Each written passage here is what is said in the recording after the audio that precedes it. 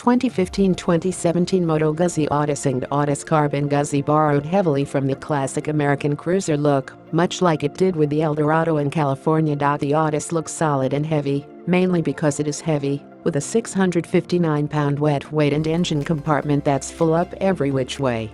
Skinny spokes on the cast wheel somewhat mimic the look of laced rims, and blackout treatment on the fork sliders, exhaust components and shock springs swings over into custom territory.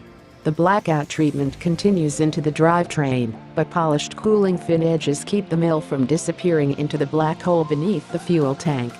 A gentle slope in the upper lines of the fuel tank merge with a shallow scoop saddle, and molded in rear turn signals keep the pillionless rear end ultra clean.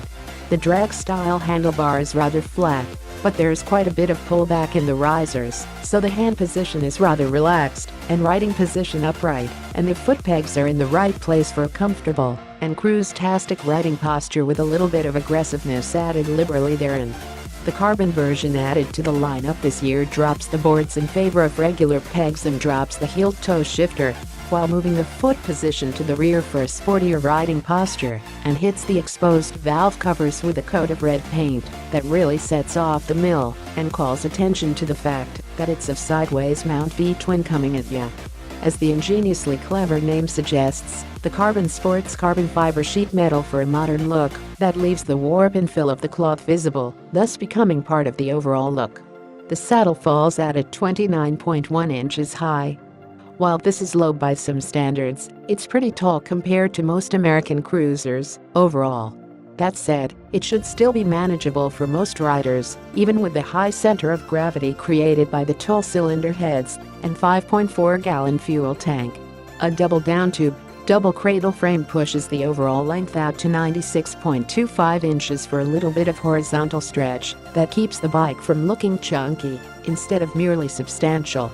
All steel members make up the frame for a strong, if not light, foundation, and a yoke-style swinger finishes out the structure with a pair of coilover shocks on suspension duties.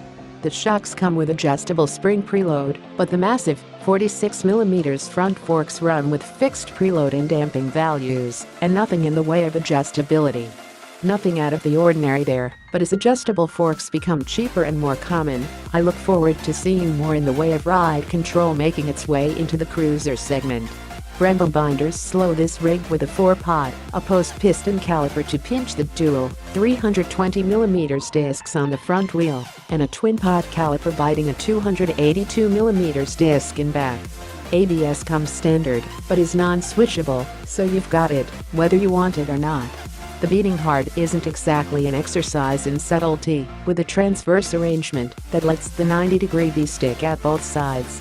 It produces the characteristic vibration normally associated with V-twin mills and really does shake quite a bit at idle. Once you crack the ride-by-wire throttle, the engine naturally smooths out quite a bit, but it is by no means smooth, no matter what the factory pros claims. I'm not saying it's a bad thing, I'm just saying it is. At 1,380 cc, the mill measures out at just over 80 cubic inches, or about the same as the old Harley-Davidson Evo, but with much more in the way of power. At 3,000 RPM, the mill cranks out 89.2 pounds of grunt, but wind it on out to 6,500 RPM, and you'll unleash the full 95 ponies. 4-valve, dual-ignition heads allow the engine to open up and breathe, and the twin plugs provide positive flame front propagation for complete combustion. All good stuff for emissions, fuel economy and power generation. As usual, the RBW feature and Weber Morelli fuel injection enable some other cool things, such as the variable engine mapping that gives push-button control over power delivery with 3 separate presets, and a 3-level traction control function, so you can dial in for conditions and preference. A single-plate dry clutch couples engine power to the 6-speed overdrive ratio transmixer with a shaft-type final drive to put the power to the pavement. The Audace is available in black, or mostly black with a red fuel tank, and rolls for $16,390 MSRP. I haven't seen a price on the Carbon yet, but it'll be close to that, I'm sure.